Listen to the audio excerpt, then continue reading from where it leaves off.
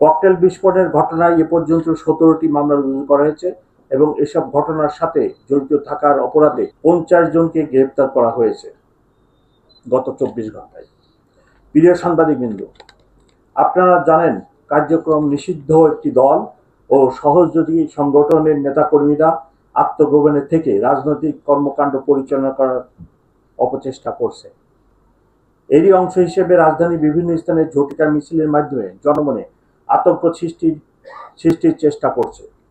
October থেকে এ পর্যন্ত 14টি ঝটিকা মিছিল করে তারা এবং স্বল্পস্থায়ী এসব মিছিলের ছবি সামাজিক যোগাযোগ মাধ্যমে ছড়িয়ে দিয়ে নিজেদের অস্তিত্ব জানান দেওয়ার চেষ্টা করছে। অক্টোবর থেকে আজ পর্যন্ত ঝটিকা মিছিল পরিকল্পনা, অর্থায়ন ও অংশগ্রহণের সাথে জড়িত কার্যক্রম নিষিদ্ধ একটি দল ও অঙ্গ সংগঠনের 552 জন নেতাকর্মীকে গ্রেপ্তার করেছে ঢাকা মেট্রোপলিটন পুলিশ। গ্রেপ্তারকৃতদের কাছে পাওয়া তথ্য এবং তাদের প্রাক পরিচয় যাচাইয়ে দেখা যায় তাদের অধিকাংশই রাজধানী ঢাকার বাইরে থেকে আসা। অর্থের বিনিময়ে তারা ঢাকায় এসে ঝটিকা মিছিলে অংশগ্রহণ করে আবার ঢাকার বাইরে চলে যায়। গত কয়েকদিনে রাজধানীর বিভিন্ন স্থানে ককটেল বিস্ফোরণের সিসিটিভি ফুটেজ বিশ্লেষণ করলে দেখা যায় হেলমেট ও মাস্ক পরে তারা ভোরবেলা বা দিনের ব্যস্ত সময়ে টার্গেটকৃত স্থানে ককটেল বিস্ফোরণ করে দ্রুত ঘটনাস্থল ত্যাগ করে।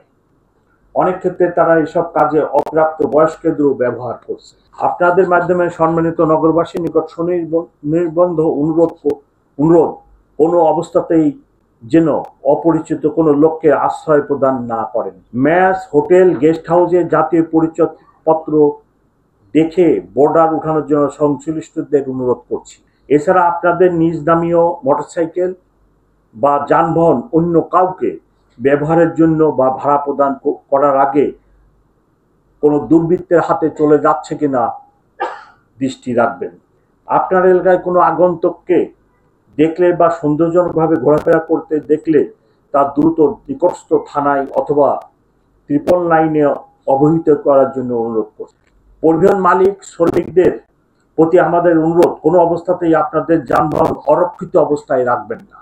কেননা গত 2 দিনে যে সকল যানবাহন, বিশেষ করে বাসে যে আগুনের ঘটনা ঘটছে, অধিকাংশই রাত্রে রাস্তায় পার্ক করা ছিল এবং এই বাসের নিরাপত্তা দেওয়ার জন্য কোনো লোক ছিল না।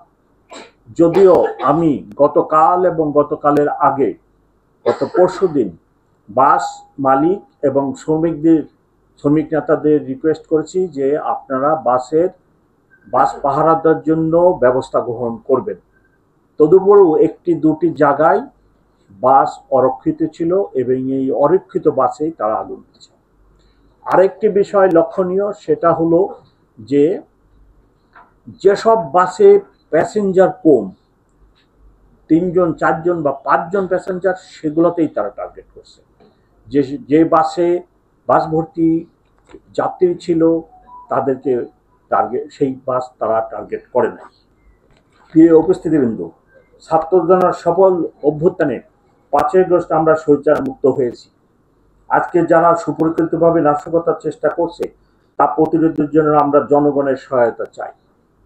এদেশের জনগণ, ঢাকাবাসী অতীতের স্বৈরাচার পতনের জন্য যথেষ্ট ভূমিকা রাখে এবং জনগণই প্রতিরোধ সৃষ্টি করে রাখে।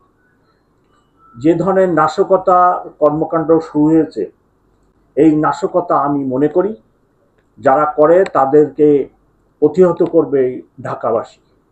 এবং ঢাকাবাসীর কাছে আমার সনির্বন্ধ অনুরোধ, ওনারা আমাদেরকে সাহায্য করুক, ওনারাও প্রতিরোধ সৃষ্টি করুক, আমরা ওনাদের সাথে আছি।